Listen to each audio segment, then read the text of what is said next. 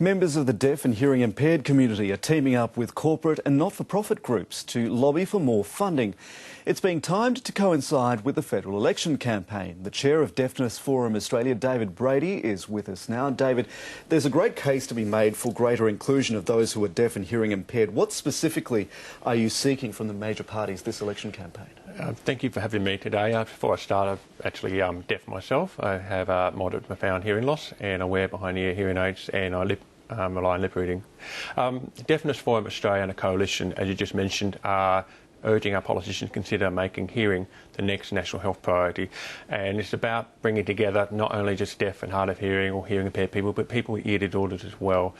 We want to push to our politicians to meet the challenge to make the last remaining health issue in this country a national priority. Why do you consider it the last remaining health issue?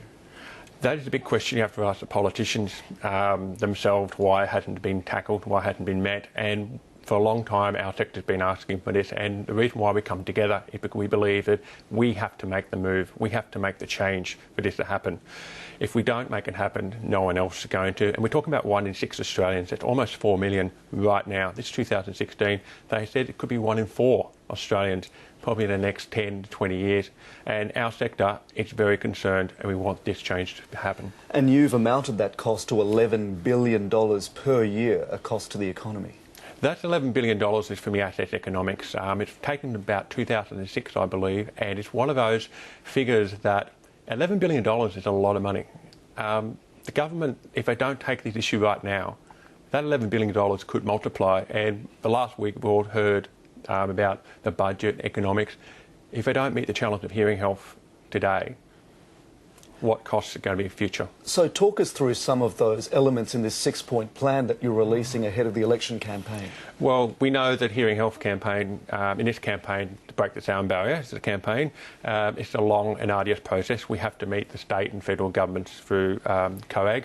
Now, we decided for this election it's easier to get the ball rolling. The conversation needs to start. So some points are, for example, to make hearing tests compulsory for all children in entering primary and secondary school. And also for over 50s. Over 50 is very important. We have a lot of people over 50 we have a greater generation of people being asked to work longer, but there's no hearing tests at all amongst all the health checks that's been available today.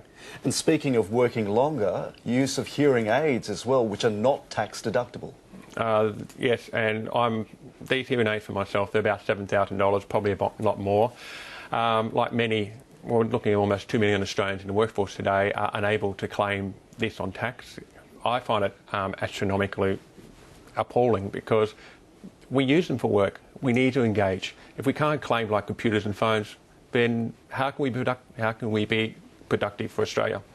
In all the noise of the election campaign, how confident are you that you will be heard, that these concerns will be taken on board by the major parties?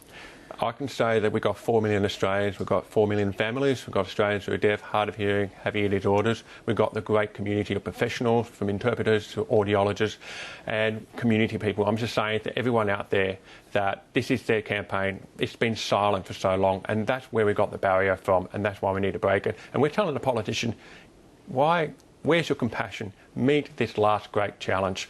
Make it one of the major health priorities in the country. Be heard, that's what the campaign is called. David Brady, thank you.